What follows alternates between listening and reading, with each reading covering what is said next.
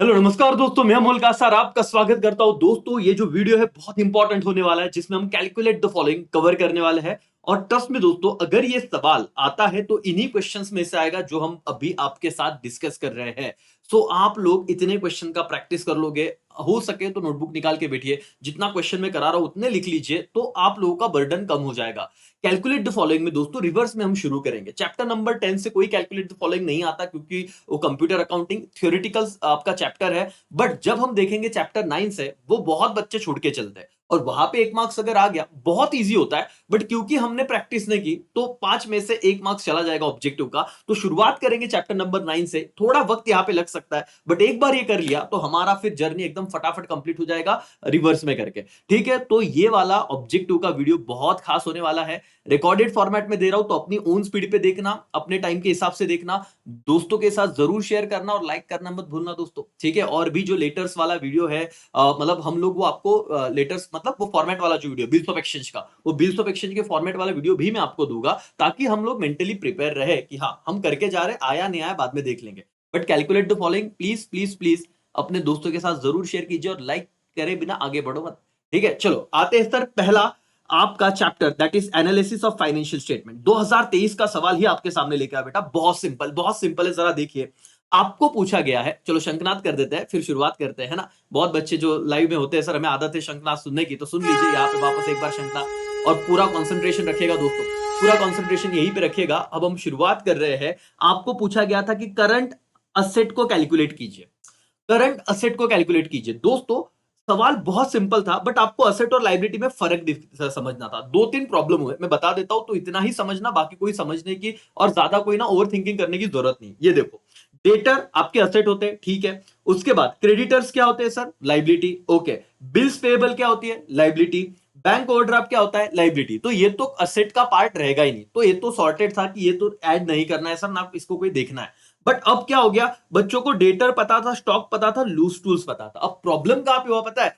बस इतना ही क्वेश्चन है। आपको पूछा गया कैलकुलेट करो करंट असेट, आपने क्या करना था? Debtor plus stock plus loose tools. Yes दोस्तों, लूज टूल्स भी करंट असेट का पार्ट होता है। तो ये तीनों चीजों की टोटल करनी थी। आप ये टोटल लिख देते और आपको 1 मार्क्स मिल जाता। कैलकुलेट द फॉलोइंग में इतना सिंपल होता है। सब्जेक्ट तो आपने एक बार पढ़ा होना चाहिए। चलो समझ में आया कितने सिंपल सवाल होते हैं, यस और नो। बस आप क्या ध्यान में रखोगे रखोगे लूज टूल्स ये किसका पार्ट है बेटा? आपका करंट असेट का पार्ट है करके। डन हो गया, ओके। बाकी लाइबिलिटी को इग्नोर करना था दोस्तों। थोड़ा आगे बढ़ते हैं और सिंपल सवाल पे जाते हैं। हो सकता है इस बार एग्जाम में अगर ये आया तो। What calculate current ratio. आपको क्या बोला? रेशो कैलकुलेट करने को बोला है राजा, असेट नहीं। देखो ऊपर क्या था कि करंट असेट कैलकुलेट कीजिए, यहां पे क्या कहा है? करंट रेशो कैलकुलेट कीजिए। आपको जो आपने नहीं पढ़ा, डोंट वरी, वो छोड़ दो, अभी ट्रेस मत लो। मैं जो बता रहा हूं उस पर ध्यान दो। करंट रेशो का क्या फॉर्मूला होता है? Current asset upon current liability.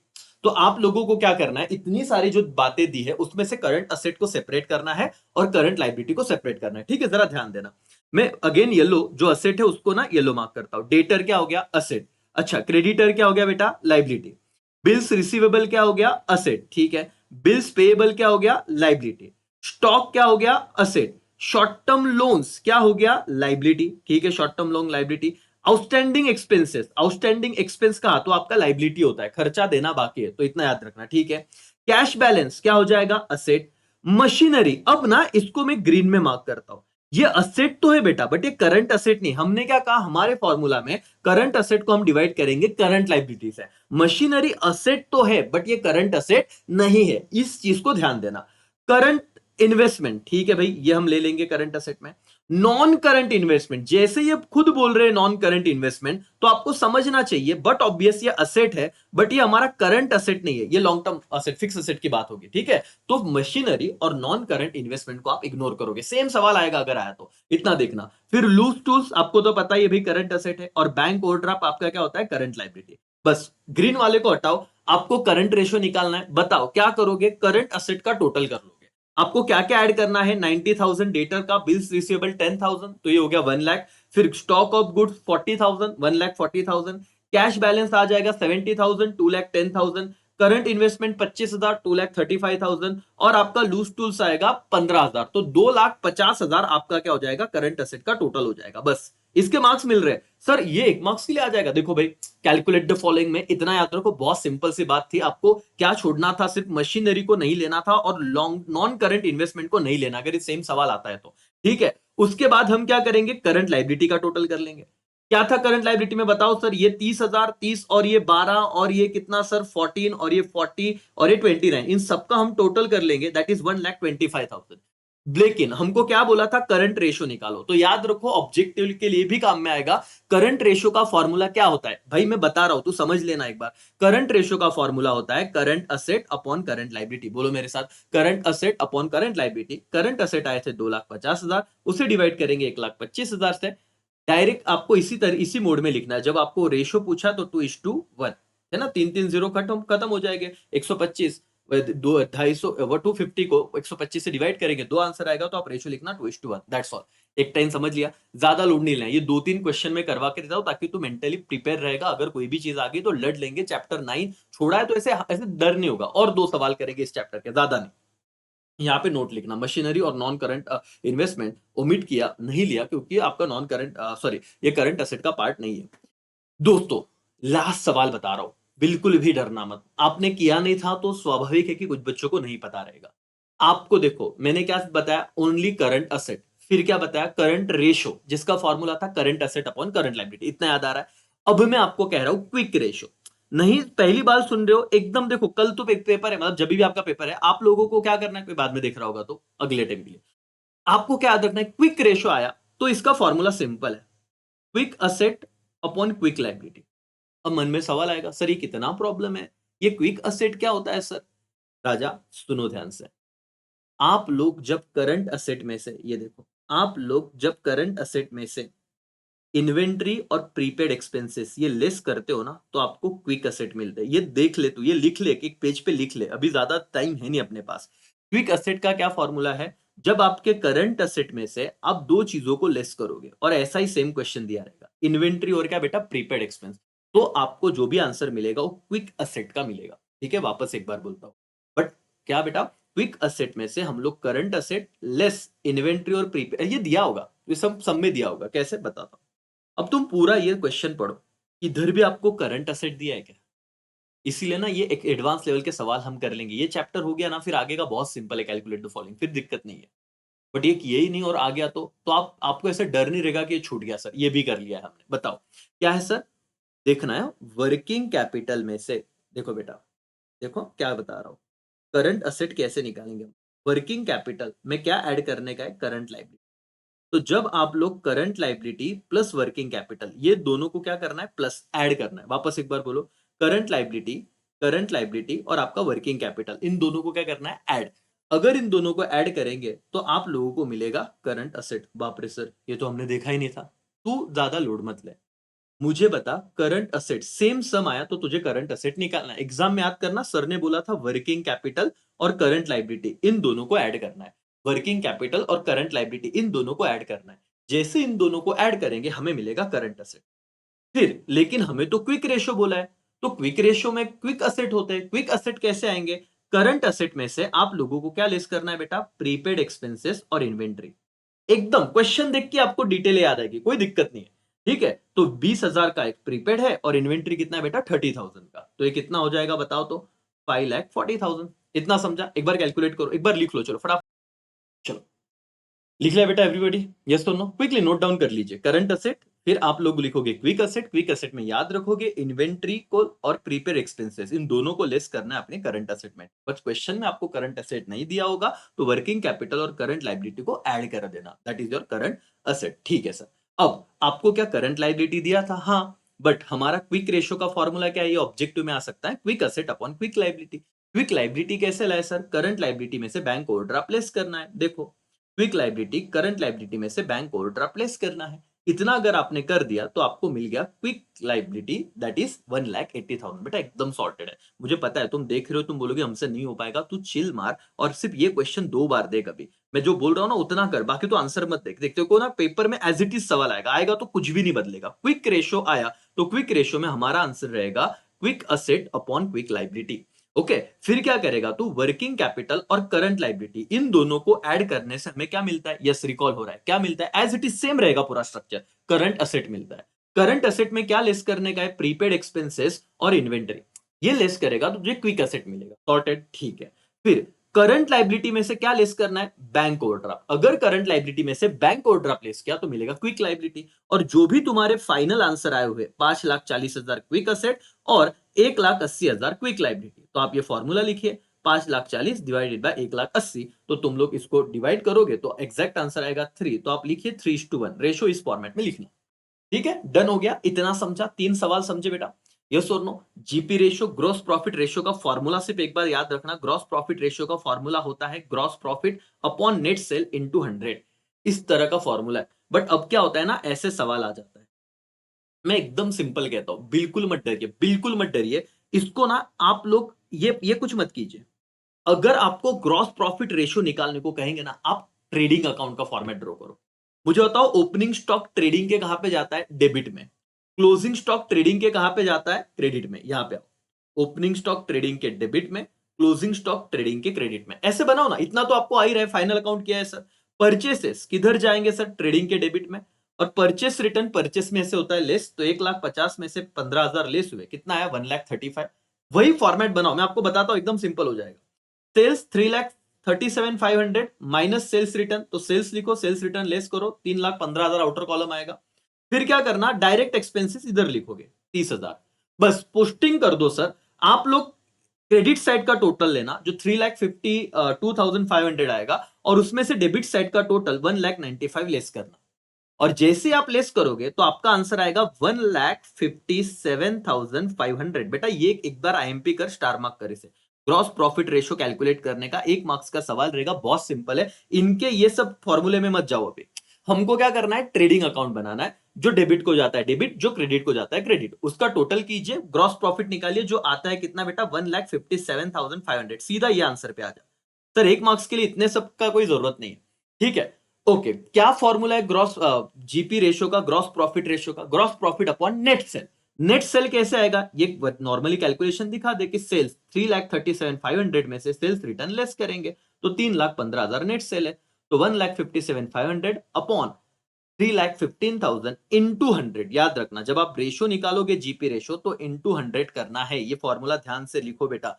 Gross profit upon net cell, last question है, इंटू 100। जैसे इंटू 100 करोगे, आपका 50%, मतलब पूरा कैलकुलेशन का आंसर 50% आता है। बस ग्रॉस प्रॉफिट निकालना, डिवाइड बाय नेट सेल करना, जीपी रेशियो डन। इतना ही था, इतने क्वेश्चन करो इस चैप्टर के, बाकी कोई दिक्कत नहीं है। ओके, मेन चैप्टर है, इनिशियली मैंने वही लिया है, तो अब इतने 4 क्वेश्चन कर लिए। कैलकुलेट द फॉलोइंग में चैप्टर नंबर 9 का अच्छा खासा आपने मतलब कवर कर लिया, जो मेन मेन क्वेश्चन थे। अब आते हैं दोस्तों पीछे, दैट इज चैप्टर नंबर आप लोगों का 8, कंपनी अकाउंट। बहुत ही सिंपल है, बहुत है, इसके सारे क्वेश्चन हम करने की कोशिश करें। बहुत सिंपल है बॉस। आपने मेरा लेक्चर देखा रहेगा तो बहुत अच्छी बात है। पहला क्वेश्चन रीड कीजिए, चलो क्विकली प्लीज, फटाफट। यस दोस्तों, फटाफट से रीड कीजिए। क्या है सर, देखिए, one share holder holding 2,000 equity share, paid share application money 3 rupees, उसने एप्लीकेशन 3 रुपए दे दिया, अलॉटमेंट मनी 4 रुपए दे दिया पर शेयर, एंड फेल टू पे फाइनल कॉल 3 पर शेयर। देखो 1 मार्क्स के लिए आएगा कैलकुलेट द फॉलोइंग में, लेकिन क्या बोला है, his share were forfeited, calculate the amount of share forfeiture. कितना सिंपल है बेटा, चैप्टर 8 में हमने क्या कहा था, जो अमाउंट हमें मिल चुका है वही हम क्या कर सकते हैं, फोरफिट कर सकते हैं। अब मुझे बताना कितना पैसा मिला था, एप्लीकेशन मनी पे 3 रुपया मिला था, अलॉटमेंट मनी पे 4 रुपया मिला था, तो दो, ये 4 और 3 कितना रुपया आ गया था, 7 रुपया। कितने शेयर्स पे, 2,000 इक्विटी शेयर्स पे।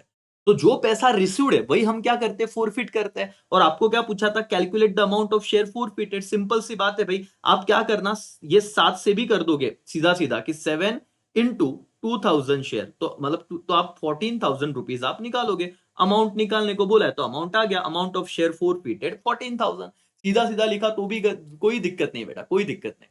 इतना लैंग्वेज लिखने की कोई जरूरत नहीं, आप बेसिक कैलकुलेशन कीजिए, फाइनल अमाउंट लिखे और बोल देना कि अमाउंट कौन सा फोरफिट होता है, जो अमाउंट हमने रिसीव किया है, जो कंपनी ने रिसीव किया। डन, एकदम सिंपल सवाल है, सिर्फ चैप्टर नंबर 9 को आपको संभालना है, बाकी आपको होगा कि सर मजा आ रहा है, कोई दिक्कत नहीं। देखियो, 2,000 equity share of ₹100 etch issued at 20% premium, ठीक है।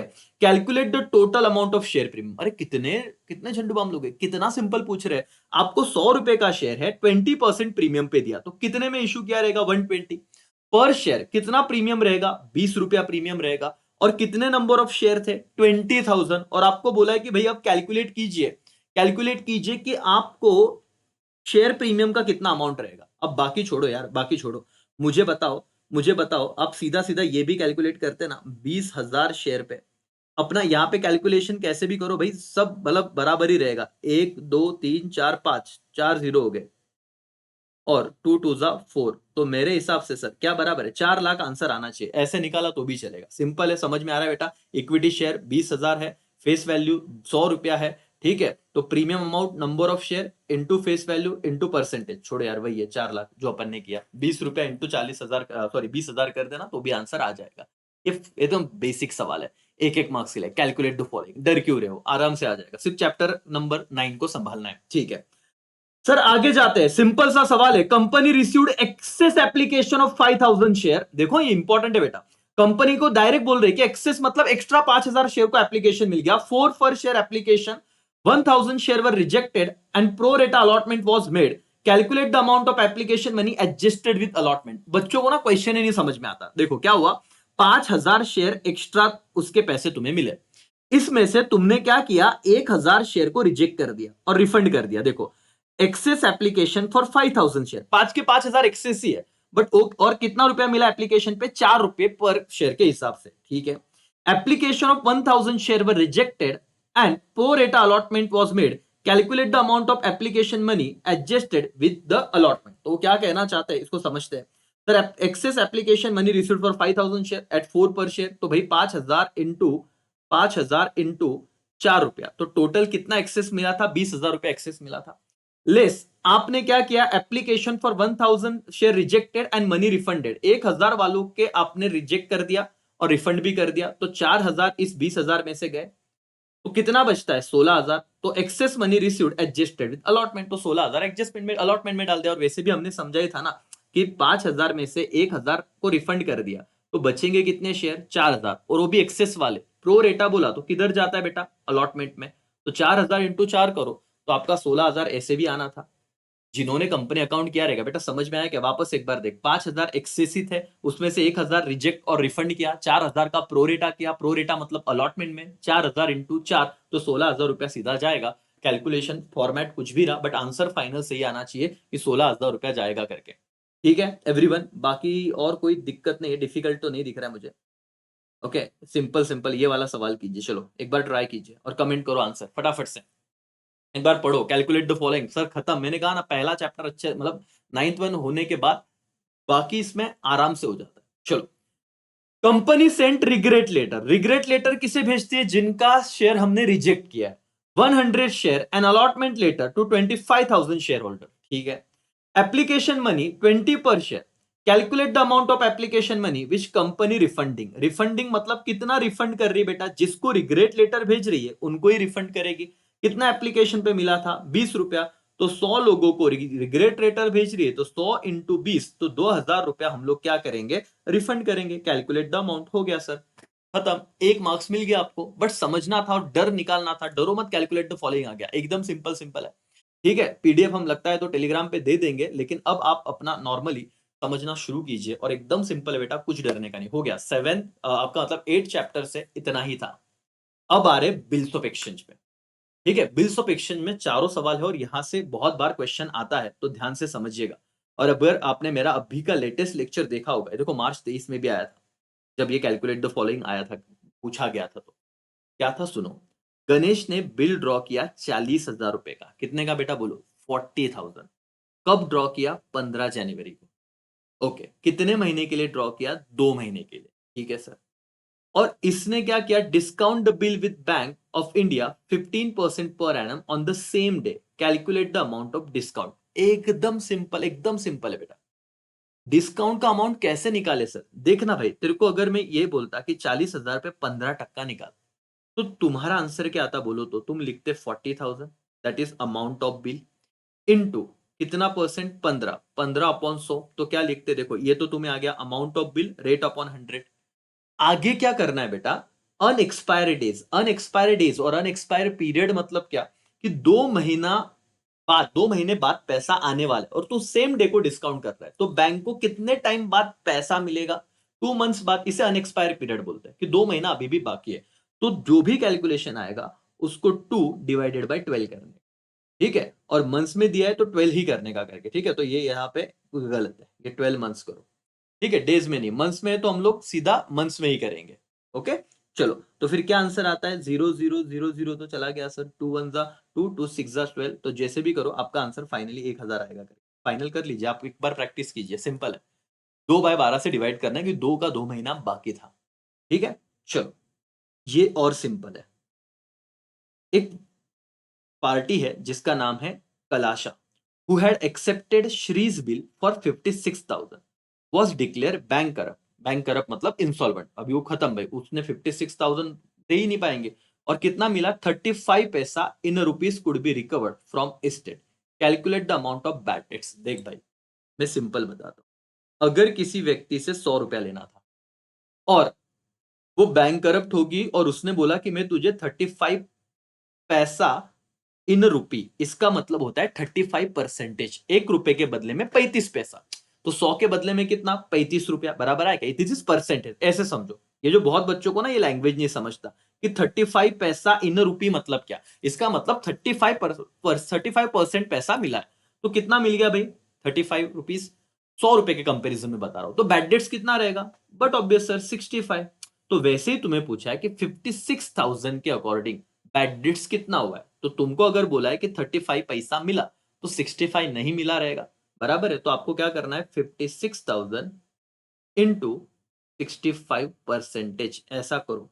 65%, जो आपका आंसर आएगा 36,400, तो ये बैड डेट्स का अमाउंट हो जाएगा। That's all. वापस एक बार बताता हूं, 35 पैसे तुमको मिला, बाकी का मिला हुआ नहीं है, तो इससे अपन क्या बोलेंगे? Bad debts. Done. Okay okay okay. चलो, थर्ड क्वेश्चन को आप एक बार डील करो फटाफट से। चलो बेटा, फटाफट से देखो क्या है, कैसे है, बताइए क्या कैसे करना है। शांति से पढ़िए, मैं समझाता हूँ। देखो, धनेश रिन्यूअल वाला कैसे है? रिन्यूअल वाला, his acceptance for ₹1 lakh bye paying 25,000। 1 lakh रुपए का उसका बिल था, वो बोल रहा है कि मैं 25,000 अभी पे कर देता हूँ। तो कितना पैसा देना बचेगा? 75,000 के लिए वो रिन्यूअल के लिए रिक्वेस्ट कर रहा होगा। Bye paying 25,000 in cash and accepting new bill for the balance plus interest. ये प्लस इंटरेस्ट आया ना बेटा, तो देखो 1 लाख का बिल था, कितना पैसा दिया उसने? 25,000। तो आप बताओ कितना अभी देना बाकी रहेगा? 75,000। तो बैलेंस का मतलब हो गया 75,000 के लिए नया बिल तो बनेगा, बट सिर्फ 75,000 नहीं, आगे क्या वर्ड है? Plus interest 18% per annum for 4 months. तो मैंने आपको अभी सिखाया, जो प्रीवियस मैंने अभी बिल्स ऑफ एक्सचेंज का लेक्चर लिया, जो भी इंटरेस्ट का अमाउंट है वो 1 लाख पे कैलकुलेट होगा क्या? नहीं सर, वो किस पे कैलकुलेट होगा? 75,000 पे, जो देना बाकी है। कितने महीने के लिए कैलकुलेट होगा? 4 महीने के लिए, जितना एक्स्ट्रा टाइम लिया। तो आपका फॉर्मूला कैसे बनेगा? जितना पैसा आपने एक्स्ट्रा देना आपका बाकी है, 25 तो दे दिया, 75 बाकी है, 75,000 इंटू 18%, तो 18/100। कितने महीने के लिए? 4, तो 4/12, तो आपका इंटरेस्ट का अमाउंट आ जाएगा तीन, जो 4 महीने का इंटरेस्ट, दैट इज 4,500। कितना आएगा? 4,500। तो नया बिल कितने अमाउंट का बनेगा? नया बिल बनेगा जो रिमेनिंग अमाउंट था 75,000 प्लस आपका इंटरेस्ट 4,500, तो नया बिल का अमाउंट रहेगा 79,500। इतना आपको आंसर देना था और आपका 1 मार्क्स हो गया। That's all. ये समझ में आ रहा है कि? वापस एक बार देख लो, स्क्रीनशॉट निकाल लो बेटा। नया बिल उन्होंने बोला है कि नए बिल का अमाउंट क्या होगा, सवाल था 1 मार्क्स के लिए कि नए बिल का अमाउंट क्या हो गया। रिन्यूअल वाला कैसे? इतना कर लिया, बाकी वो लेक्चर देखो बेटा, आराम से बीओई 10 में से 10 मार्क्स मिल जाएंगे आपको। ये समझा क्या था? 1 लाख का बिल, 25,000 दिए, 75 बाकी, 75,000 बाकी थे, 75,000 बाकी थे, उसमें 4 महीने मांगे और 18% इंटरेस्ट। तो 75 पे वो इंटरेस्ट आया 4,500, 4 महीने का 18% से, और दोनों का ऐड करके इतना नया बिल ड्रॉ होगा। दोस्तों, लास्ट क्वेश्चन है बिल्स ऑफ एक्सचेंज का, लास्ट क्वेश्चन है बिल्स ऑफ एक्सचेंज का। और मुझे बताइए, एक बिल है 32,000 का जो ड्रॉ किया केशव ने, किस पे ड्रॉ किया सर? गोपाल पे, 12 मई को, for 2 months. What will be the due date if all of sudden the legal due date is declare emergency holiday? देखो 1 मार्क्स है सर, फुकट नहीं देंगे वो। उन्होंने बोला कि all of sudden emergency holiday आ गया। बच्चे बोलते कितना सिंपल है सर, क्या डेट है बताओ तो? 12 में, हमने लिख दिया 12 में। 12वें में क्या करेंगे, 2 महीना ऐड करेंगे तो क्या हो जाएगा, मई के बाद आएगा जून और जुलाई, तो बोलेंगे 12 जुलाई सर। और बट 3 दिन ऐड करने होते, तो 3 दिन हमने ऐड किया, तो ये आ गया 15 जुलाई। बट बच्चा 15 जुलाई लिख के आएगा, बट ये नहीं पढ़ेगा कि सर वहां पे बोला है if all of sudden legal due date क्या हो गया, इमरजेंसी हॉलीडे। और इमरजेंसी हॉलीडे आया तो आपका ड्यू डेट क्या होता है, नेक्स्ट डे होता है बेटा, क्या होता है, नेक्स्ट डे। इसीलिए फिर आप 15 नहीं 16 जुलाई लिखोगे, दैट्स ऑल, खत्म। बस बाकी लिखने की जरूरत नहीं, वर्किंग डे वगैरह वगैरह, नॉर्मल लिखना 16 जुलाई। ये एक सवाल है जो आईएमपी करके जाओ, और इतना ही करो, बाकी आप कितना लोड लोगे। इतना एक लेक्चर देख दो कैलकुलेट द फॉलोइंग के लिए, आप रिलैक्स हो गए कि हाँ सर इतना तो किया है। ओके दोस्तों, अच्छे से आपको मेहनत करनी है। ये सवाल भी डन हो गया, चैप्टर नंबर 7 भी खत्म हुआ। डिसोल्यूशन का एक सवाल मैं आपको कराना चाहूंगा, बहुत सिंपल सवाल होता है। क्या कहा है देखो, रियलाइजेशन का जो प्रॉफिट है वो 60,000 रुपए आया, और पार्टनर्स का जो पीएसआर है वो 5:2:3। मैंने कहा था ना, इसके आगे वाले सवाल बहुत सिंपल हो जाएगा, आप सिर्फ रिवर्स से शुरू कीजिए। ठीक है, 5:2:3 है, तो आपको बोला गया कि बताओ पार्टनर्स कैपिटल में क्रेडिट कैसे करना है। तो आपको इतना तो अभी तक यार इतने तुमने सम किए रहेंगे एडमिशन रिटायरमेंट के, अब तुम्हें पता है कि जब भी नेट प्रॉफिट आता है कैसे डिवाइड करते हो, जो भी आपका रेशियो रहा। ठीक है, 5:2:3 इन सबका टोटल करो, कितना होता है 10, तो 60,000 को कैसे डिवाइड करना है। ए का कितना, 3 पार्टनर ना, तो पहले का होगा 60,000 इंटू 5 डिवाइडेड बाई 10, दूसरे का होगा 60,000 इंटू 2 डिवाइडेड बाई 10, तीसरे का होगा 60,000 इंटू 3 डिवाइडेड बाय 10। अब ये मैं ज्यादा क्या ही डिटेल में बताऊं सर, ये तो हम हमेशा से करते आ रहे, इतना सिंपल सवाल था। 30, 12 और 18,000 क्रेडिटेड होगा पार्टनर्स अकाउंट में, पार्टनर्स कैपिटल अकाउंट में रिस्पेक्टिवली। क्या करना था, कुछ भी नहीं, 1 मार्क्स। कैलकुलेट द फॉलोइंग, ऐसे सवाल आते हैं। अब तुम्हें पता है ना अजय कैसे करते हैं, ये तीनों का टोटल ये डिवीजन में जाएगा हमेशा, तो ए के रेशियो क्या हो गया 5/10, जो भी मेन आंसर है। बी का हो जाएगा 2/10 और सी का हो जाएगा 3/10, इस तरीके से। ओके, मैं आपको ना एक सवाल बताना चाहता हूँ, बाकी तो सिंपल है। यहाँ पे अंडर वैल्यूएशन का वगैरह, ये देखो, ये 21 को ना जो आईएमपी कर लो, चलो ये वाला। Instalment partner capital account, debit side 1 lakh है एंड क्रेडिट साइड 60,000 है। Calculate the deficiency. पैनिक नहीं होने का भाई, फालतू सा इसका जवाब तू खुद पढ़ ले। इंसॉल्वेंट पार्टनर का डेबिट साइड 1 लाख है, क्रेडिट साइड का टोटल 60,000 है। तो डिफिशियंसी, कैलकुलेट डिफिशियंसी कैसे करता है सर, डिफिशियंसी कैसे कैलकुलेट करना है, डेबिट साइड का टोटल माइनस क्रेडिट साइड का total, 1 lakh minus 60,000, 40,000। Calculate the following, सितंबर का जवाब है, 1 मार्क्स मिल गया। बाकी तुमको पीडीएफ भेजूंगा, अभी ये परसेंटेज और न्यू रेशो ओल्ड रेशो अपन पढ़े से करते हैं, तो उधर में टाइम आपका सेव करूंगा, वो आपको एक बार देखना। बाकी जो नई चीज है वो बताने की कोशिश करता हूं, तो मेंटली आप एक स्ट्रेस से बाहर आ जाओगे। और कल मॉर्निंग में जब हम करेंगे तो अदर सारे क्वेश्चन कर लेंगे, सुबह 6 बजे जुड़ने की कोशिश करना। ठीक है, यस सर। ओके, ये वाला ना मैं आपको बताना चाहूंगा, अंडर वैल्यूएशन वाला, ये एकदम इंपॉर्टेंट है। वो अंडर वैल्यूएशन ओवर वैल्यूएशन में दिक्कत होती है ना, ये वाला सवाल कर लो, ये कराता हूं मैं, आराम से कराता हूं। देखो क्या बोला होगा कि balance of machinery account found 4 lakh. उन्होंने कहा कि बैलेंस शीट में आपको मशीनरी अकाउंट में, मतलब मशीनरी का 4 लाख रुपया दिख रहा है। ठीक है, ट्रायल बैलेंस में it was found to be under value, but ये 4 लाख अंडर वैल्यूड है, मतलब 20% कम होने के बाद 4 लाख वैल्यू आ रहा है।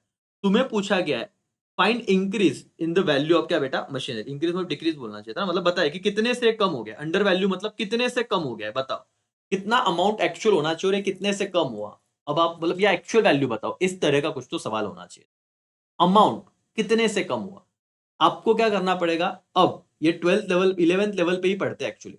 इसका एक फॉर्मूला है बेटा, revise value of machinery book value upon 100।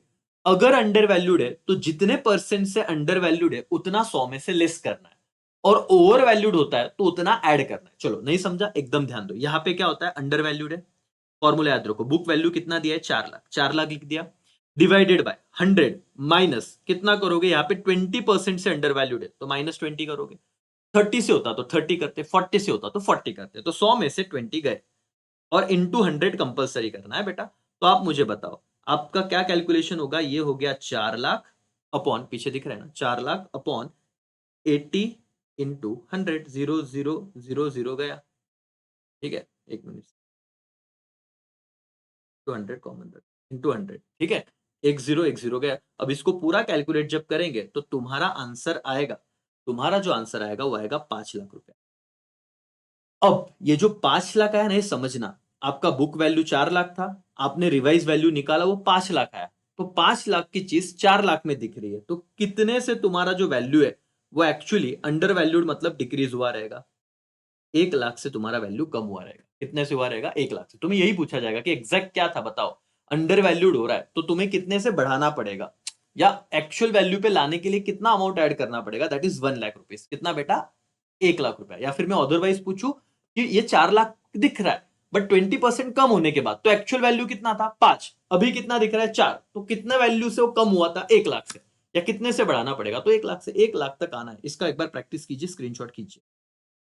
और मैं आपको और एक सवाल देता हूं, मुझे इसका जवाब देना करके, ठीक है? मुझे कमेंट में इसका जवाब देना अगर बच्चे यहां तक देख रहे हैं तो। असेट का वैल्यू था 8 लाख रुपीस। कितना बेटा? 8 लाख, जो अंडर वैल्यूड हुआ 20% से। ओके, तो बताओ कि एक्चुअली क्या चीज थी, एक्चुअल वैल्यू कितना रहेगा और कितना अमाउंट से वो डिफरेंस था? अमाउंट ऑफ डिफरेंस बताइए, कितने से उसे इंक्रीज करना पड़ेगा या डिक्रीज है वो बताओ। ठीक है, 8 लाख 20% से अंडर वैल्यूड इस फॉर्मूला में डालो और आंसर कमेंट करो।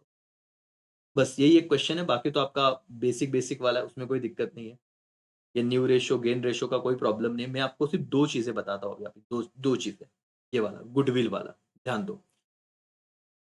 Goodwill is valued on the basis of 2 year purchase of last 5 year average profit. Profit and loss account वगैरह दिया है, आपको बोला कि गुडविल कैलकुलेट करो। नॉर्मल नॉर्मल गुडविल कैलकुलेट करने को बोला है एवरेज प्रॉफिट मेथड से। आता है ना तुमको? पहले क्या करने का? एवरेज प्रॉफिट लेने का। कैसे सर? कैसे एवरेज प्रॉफिट आएगा? कितने साल दिए आपको? 5 साल। पांचों साल का टोटल करने का। अगर प्रॉफिट है तो, लॉस है तो लेस होगा। 2 लाख, ठीक है सर, लिखा मैंने 2 लाख। 3 lakh plus 3 lakh, 1,50,000 plus 1,50,000। लेकिन यहां पे देखना नीचे क्या दिया है बेटा? लॉस। तो जब लॉस दिया होगा वो तुम क्या करते हो? लेस करते हो। तो ये जो 1,80,000 है वो लेस हुआ। और अगला क्या है? प्रॉफिट। तो ये प्रॉफिट ऐड करो। तो अब इन सब की टोटल में समझ में आ रहा है, ये ऐड हुआ, ये ऐड हुआ, ये ऐड हुआ, ये ऐड हुआ, लेकिन उसमें से 1,80,000 क्या होगा? लेस। और ये कितने साल है भाई? 5। तो डिवाइडेड बाय क्या करना? 5। इसे अपन एवरेज प्रॉफिट कहते हैं। Total profit divided by number of year. तो 5 साल का प्रॉफिट आपने ऐड किया, लॉस वाला अमाउंट से प्लेस करना है, तो उसका कैलकुलेशन आया 5,70,000 डिवाइडेड बाय 5। तो आपका एवरेज प्रॉफिट आ गया 1,14,000। गुडविल कैसे निकालोगे? तो गुडविल का फॉर्मूला है average profit into number of year purchase. बताओ क्या है? Average profit into number of year purchase. आपका एवरेज प्रॉफिट आ गया था 1,14,000। Number of year purchase question में दिया है 2, तो मल्टीप्लाई करना 1,14,000 इंटू 2, 2,28,000। तो कैलकुलेट द फॉलोइंग में अगर आपको गुडविल निकालने को बोला, इस तरीके से एवरेज प्रॉफिट का आंसर आता है। एक बार इसे ना मार्क कर लीजिएगा। और मैं आपको और एक सवाल देता हूं, कमेंट बॉक्स में प्लीज उसका रिप्लाई कीजिएगा। अगर आप रिकॉर्डेड ही देख रहे हो बेटा तो प्लीज आंसर बताते जाइएगा, आपका ही इसमें कॉन्फिडेंस बढ़ेगा। ठीक है, ये वाला आप कर लीजिए आंसर, 3 लाख। ये वाला आप कर लीजिए 5 लाख। ठीक है, मेरी बातें सुनो और आप चेंज करो करके। ये बताना पड़ेगा सर, एक प्रैक्टिस हो गई तो फिर टेंशन नहीं रहेगा ना। सर, पहला अमाउंट आप कर लोगे 3 लाख, दूसरा अमाउंट कर लो 5 लाख, तीसरा अमाउंट कर लो 2,50,000। ठीक है, वही है 2,50,000। ये वाला अमाउंट कर लो 2,80,000, और ये वाला अमाउंट आप कर लो 2 लाख। बस ये सारा चेंज करो, बाकी सब सेम। 2 ईयर्स का परचेस है। अब इन सब का टोटल करो, लॉस को क्या करोगे बेटा? लेस, और डिवाइडेड बाय 5 करोगे। जो भी आंसर आएगा इंटू 2 मल्टीप्लाई करना। ऐसे लिखना एवरेज प्रॉफिट का formula, total profit upon number of year. Profit को ऐड करना, लॉस को लेस करना, इतना करना है, डिवाइडेड बाय 5। ठीक है, जो भी आंसर आया तो गुडविल कैसे कैलकुलेट हो गया? Average profit into number of year purchase. बताओ, फटाफट से करो। और इसलिए कल सुबह लेना है थोड़ा मुश्किल हो जाता। उम्मीद है आप अभी देख रहे हो, अपने दोस्तों को बताना कितना लेक्चर देख लिया तेरा, बाकी का ना रिवाइज हो जाएगा, रिकॉल हो जाएगा। और उम्मीद है आप 1.5 2 की स्पीड पे तो देख ही रहोगे। ठीक है, छोटा सा शंकनाद करते हैं ताकि थोड़ा एनर्जी वापस आए बेटा। पढ़ना जरूरी है, और ये अकाउंट में ना कैलकुलेशन करना पड़ता है, बार बार करना पड़ता है। आप बिना कैलकुलेशन ऐसे नहीं चलोगे, आपको करना पड़ेगा, लड़ना पड़ेगा। ठीक है, ये एवरेज प्रॉफिट हो गया। अब सुपर प्रॉफिट वाला एक सम कर लेते हैं। आपके मन में होगा ना, मैं वो भी करवा देता हूँ, टेंशन मत लो। सुपर प्रॉफिट वाला एक सब करते हैं। क्या है? उन्होंने कहा find out super profit from the following data. Reasonable where reasonable return of capital employed 8 lakh का 12% है। Find out super profit. और डाटा दे दिया, तुम तो एवरेज प्रॉफिट करके गए थे और अचानक से सुपर प्रॉफिट है, इसलिए एक सम करके रखो। तुमको वापस दिए हुए नंबर ऑफ ईयर ये गिवन रहेगा। अमाउंट दिया है, प्रॉफिट यहाँ पे हो गया लॉस, ग्रीन कर देता हूं मैं लॉस को। ठीक है, लॉस फिर ये प्रॉफिट है, प्रॉफिट है, प्रॉफिट है। क्या करना है, सिंपल शुरुआत वही करनी है, एवरेज प्रॉफिट निकालो। एवरेज प्रॉफिट कैसे करते हैं, टोटल नंबर ऑफ ईयर का जो प्रॉफिट है, total profit upon number of year, सबको 2 lakh plus 3 lakh plus 80,000 plus 2 lakh, और उसमें से 2 लाख क्या करोगे, लेस। तो तुम्हारा आंसर आएगा 5,80,000 डिवाइडेड बाय 5, 1,16,000। ये क्या आ गया बेटा, एवरेज प्रॉफिट। यहां तक तो आ ही जाओगे तुम। एवरेज प्रॉफिट निकालना सिंपल है, ठीक है। प्रॉफिट को ऐड करना, लॉस को लेस करना, डिवाइडेड बाय जितने साल है, यहाँ पे 5 साल है तो डिवाइडेड बाय 5, ठीक है। फिर नॉर्मल प्रॉफिट। नॉर्मल प्रॉफिट का एकदम सिंपल फॉर्मूला है, देखो तुम्हें यहां पे दिया भी क्वेश्चन में, capital employed into rate of return 12% करने का। देखो, capital employed into normal rate of return, ये क्वेश्चन में ही दिया होगा, बस तुम्हें ये हेडर डालना है, नॉर्मल प्रॉफिट, ठीक है। तो 8 लाख इंटू 12%, 12 डिवाइडेड बाय 100 ऐसे करने, क्योंकि कैलकुलेटर अलाउड नहीं है, तो तुम्हारा आंसर आएगा 96,000, ठीक है। सुपर प्रॉफिट, कैसे सुपर प्रॉफिट आता है बेटा, एवरेज प्रॉफिट में से नॉर्मल प्रॉफिट लेस करते हैं हम लोग। तुमको सिर्फ सुपर प्रॉफिट बोला था और गुडविल बोला, तो भाई मल्टीप्लाई कर देना सुपर प्रॉफिट से। बट सुपर प्रॉफिट कैसे निकलता है, average profit minus normal profit. Average profit हमने निकाला था 1,16,000, ठीक है, 1,16,000 माइनस नॉर्मल प्रॉफिट हमारा है 96,000, तो तुम्हारा सुपर प्रॉफिट हो गया 20,000। वापस एक बार बताता हूं बेटा, सुपर प्रॉफिट निकालने को बोला तो डरो मत, पहले एवरेज प्रॉफिट निकालो। नॉर्मल प्रॉफिट कैसे आता है, तुमको ऑलरेडी क्वेश्चन में दिया रहेगा, कैपिटल इंप्लॉयड, इसे मल्टीप्लाई करना है परसेंट से, तो जैसे ही करोगे आपका नॉर्मल प्रॉफिट आ जाएगा 96,000। ये आ गया, तो सुपर प्रॉफिट का फॉर्मूला क्या है, average profit minus normal profit, done, 20,000, that's all. एक बार स्क्रीनशॉट खींच लो और लिख लो। ये समझ में आ रहा है क्या बेटा, फटाफट से लाइक कमेंट होनी चाहिए, है ना। कैलकुलेट द फॉलोइंग का डर मत रखो और अपने मैक्सिमम दोस्तों के साथ शेयर कर दो, बोले इतना क्वेश्चन 1.5 की स्पीड पे देख के जा भाई, है ना, दिक्कत ही नहीं रहेगा, और कल आप ऐसे स्ट्रांग रहोगे मेंटली। देखो, ये न्यू रेशियो ओल्ड रेशियो पे ऑलरेडी मैंने सवाल लेक्चर बनाया बेटा, उसमें नहीं जाता है। जो कुछ नया रहेगा, जो तुम्हें नहीं आता है, उस पे काम करेंगे, ठीक है। ओके, सब्सक्रिप्शन वाला वीडियो अगर आपने देखा रहेगा, अब देखो ये सारी चीजें, ये कैलकुलेट द फॉलोइंग में ऐसे कुछ आता है।